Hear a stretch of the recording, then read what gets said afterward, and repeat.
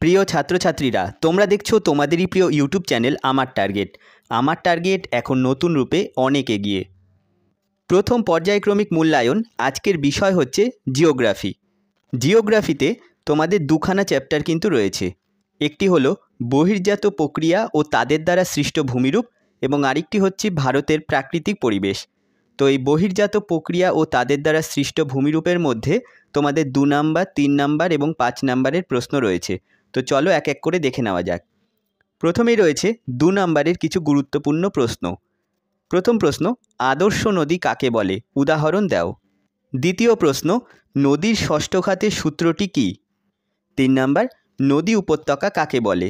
4, canyon কাকে বলে? 5, নগ্নিভবন কাকে বলে? 6, অবঘর্ষ ক্ষয় কাকে বলে? 7, নদীর পুনর্যৌবন লাভ বলতে কী বোঝো? 8, হিমরেখা কাকে বলে? 9, হিমশৈল কী? 10, ড্রামলিন কী? 11, এরিটি বলতে কী বোঝো? 12, হিমানী সম্প্রপাত কাকে বলে?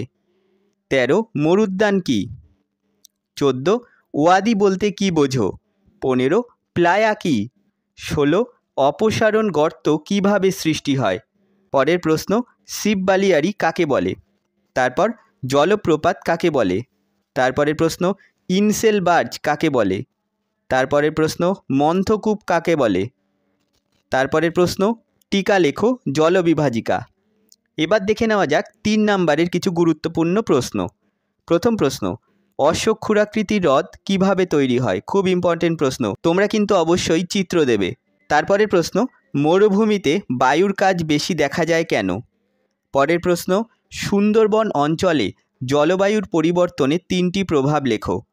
4 নম্বর প্রশ্ন, মরুভূমির সম্প্রসারণ রোধে কি কি ব্যবস্থা নেওয়া যেতে পারে?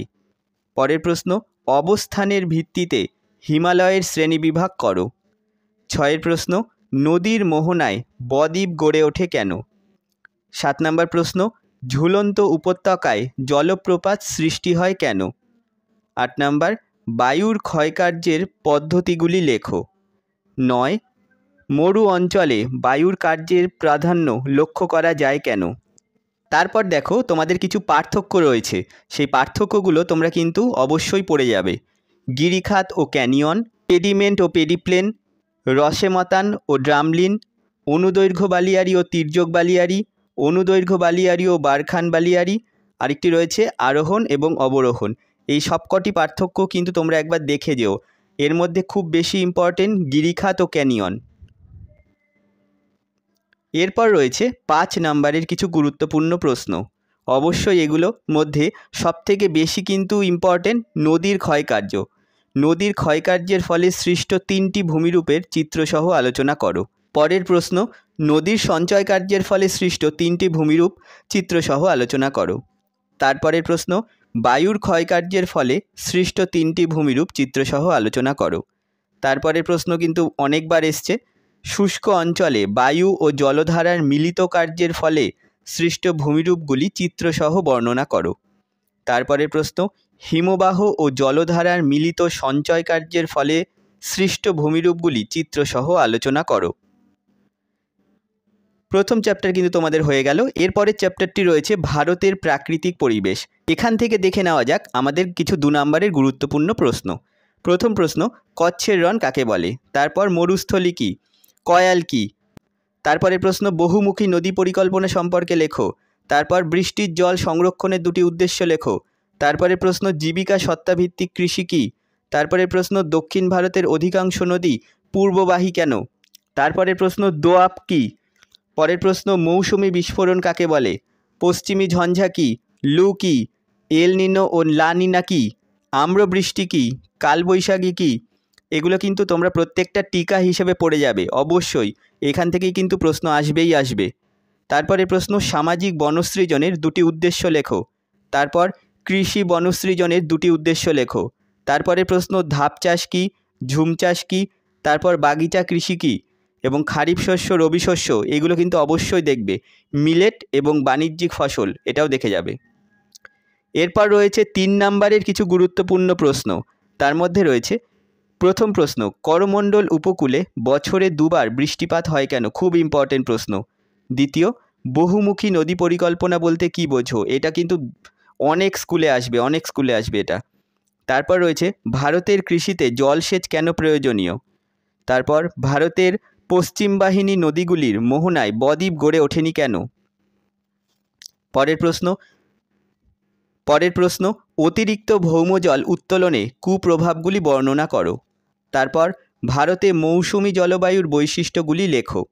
তারপরের প্রশ্ন এল নিনো ও লা নিনা কীভাবে ভারতের মৌসুমি বায়ুকে প্রভাবিত করে?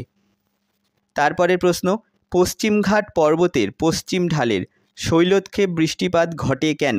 এরপর 9 নম্বর প্রশ্নটি দেখো, ভারতের ক্রান্তীয় চিরহরিৎ উদ্ভিদ ও ক্রান্তীয় পর্ণমোচী উদ্ভিদের বৈশিষ্ট্যের 3টি পার্থক্য লেখো।